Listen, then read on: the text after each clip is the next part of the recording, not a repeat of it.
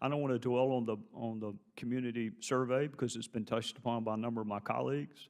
It is not lost on me that American citizens can reject a jury trial.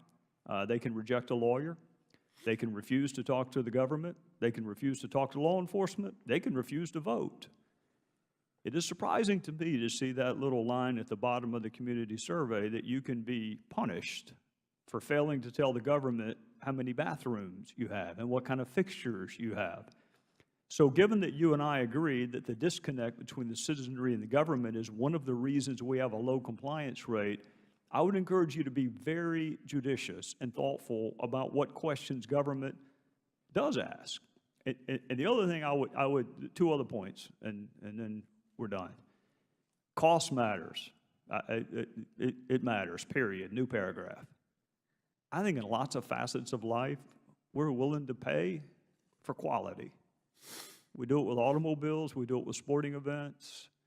I think if you were somehow able to convince our fellow citizens that they're going to get an A-plus product, that you're not happy about the extra cost, but if they can swallow that, they'll get an A-plus product. I think it's when you get the higher cost and a substandard product that also actually feeds that disconnect. So I don't know you well. You were kind enough to come over last week. I know nothing about your background, don't even know anything about your politics.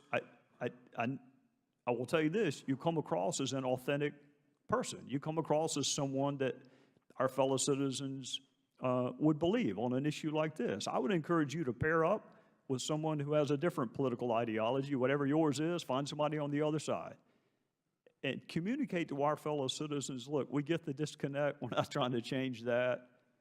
It'd be really helpful to all of us as Americans, not Republicans, not Democrats, not Southerners. It'd be helpful as Americans if we got that compliance number up. It's going to save money. It's also more accurate. So I'm not talking about an ad campaign where you're on an ad at the Super Bowl, although I'm sure you'd be great.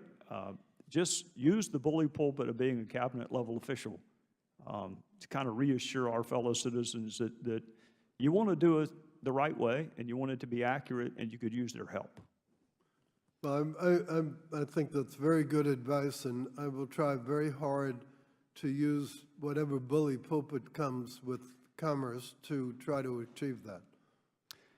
Well, on behalf of everyone, I want to thank you, not just for today, but also the briefing you gave us yesterday. We have another panel. I know that you have other things to do, so we're going to recess and then allow the second panel to come forward. And with that, thanks on behalf of all of us for your time this morning. Thank you, Mr. Chairman. Yes, sir.